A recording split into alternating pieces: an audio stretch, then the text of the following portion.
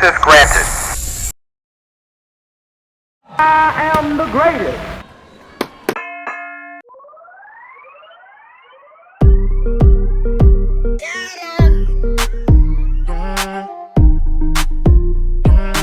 We're back with another episode of Conversations with Brooklyn.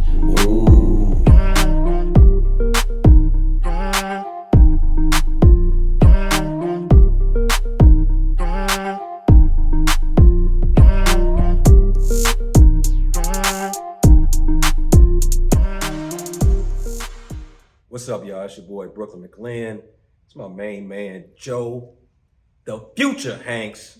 We had his spot, Brick City Boxing LA.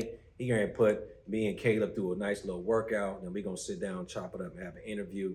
But yo, check out my man. This place, take a look. Just panorama.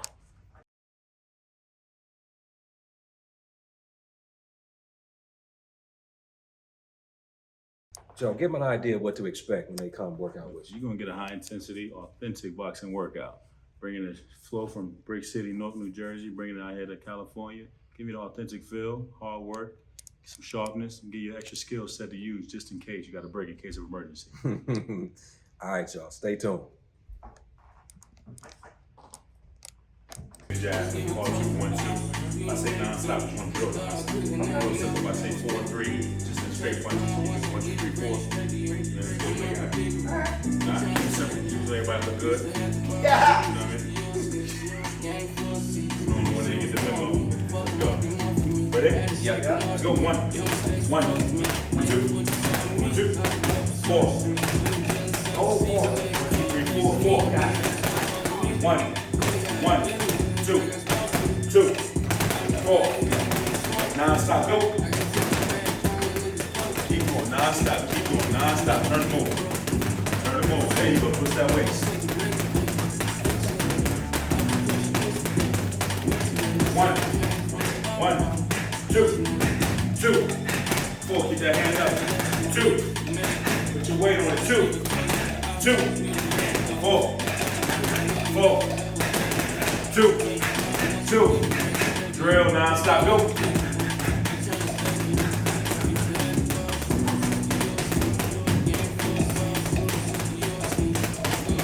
1, 2, 4. 2, 4.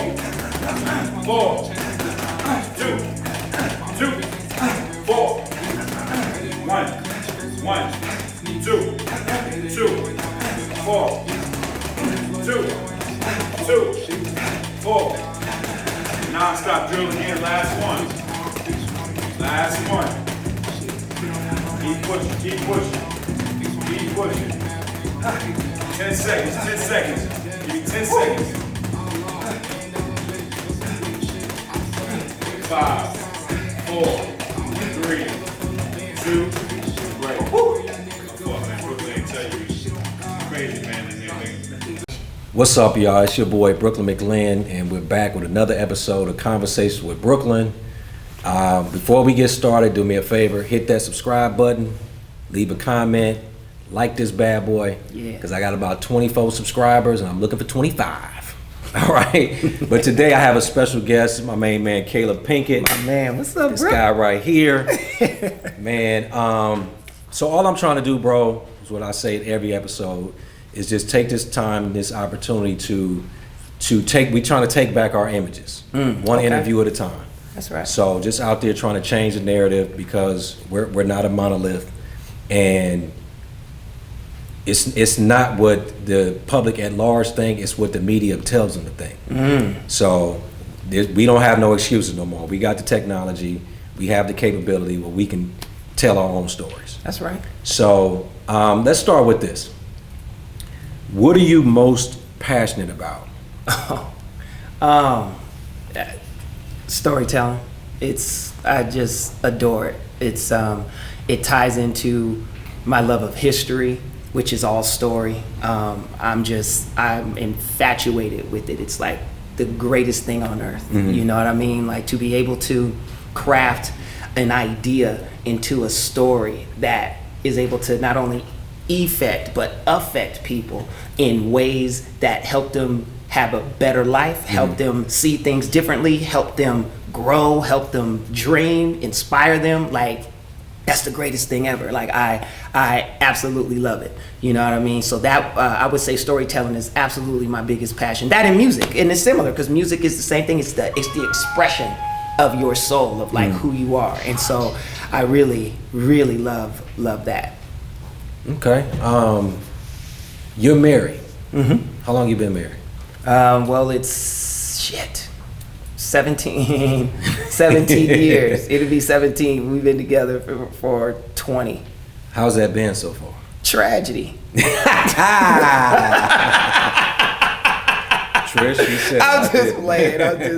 But no. It's yeah, man. It's a rough ride growing and developing, because I got with Trish when I was 22 years old. I'm 42 now. You know what I mean? You go through so many changes, and you're with a person, and what's crazy is you don't ever think of that you will change and people will change. You grow, and you know what I mean? It's all it is. So it's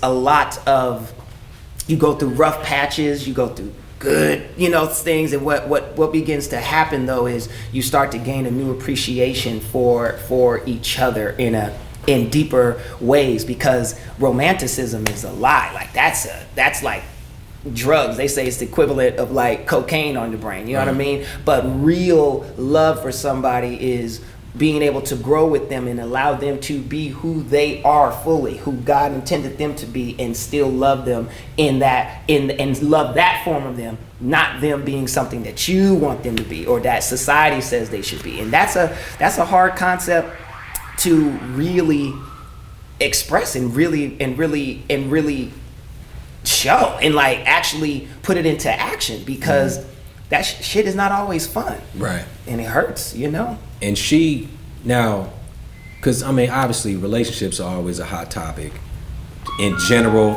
but primarily in the Black community. Did she had children already? Yeah. Okay, so I don't know about you, but when I was coming up, being a stepdad was honorable. Yeah. Right?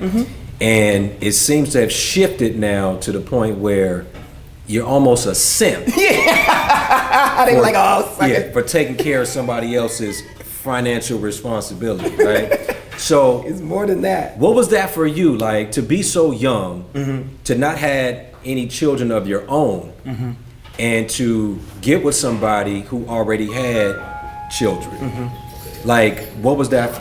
How did you make that decision? Well, really, the thing that was, it wasn't, I didn't think of it in, and it's a good and bad thing, and I'll explain how, but I didn't think of it at the time as any issue or anything like that, because that's how essentially I was raised. My mother and my father divorced when I was 2 years old, and so my mom, she had a boyfriend that she was with for 12 years, and he basically raised me. And my mother had myself and my oldest sister Gina, right? And so my mom was a single mother with 2 kids by 2 different daddies, right? And Mel came in, that was his name, rest in peace. He came in and filled the void the best he could. Taught me a whole lot of niggerish things. You know what I'm saying? Right. So, but he filled the void the best he could. So I had nothing but respect and love for him. You know what I mean? And so in my situation, it kind of like felt the same. I was like, well, I was raised the same way. Like, it's really not that.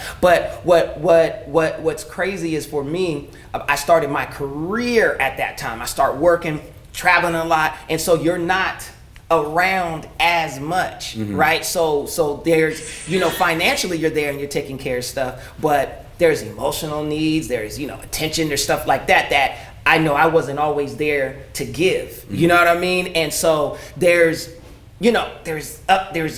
pros and cons to the life, but in particular when it comes to being a stepfather, I do believe that it's honorable to do that. And I also hear all the jokes people get, hey, how's your wife and my kids? You know what I mean? Like shit like that. But hey man, it is what it is. But I think in this generation, this whole like simp thing and this whole, I blame social media, like, of just how it got to where it's like, you know, take everything and fuck feelings and fuck people and all of that. Like it's crazy.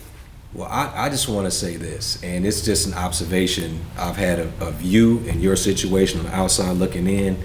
I've always admired and respected you for making that decision to take that on, because there's so many children out there that don't have the proper guidance, the proper role models, and it takes men to go, even though that's not my child, I'm gonna love you like you're mine, and I'm gonna make sure that you have a good start at life, even though the situation they may have come into didn't necessarily provide that initially. Right. You know what I mean? So I just, man, mad props to you for that. And that's another thing that I think is a misperception of black men primarily in societies, like we don't take care of our kids. Right. You know what I mean? And yes, there's an element of men that are frivolous with their thing and, you know, doing that kind of thing. But at the same time, there's a group of us that have no problem.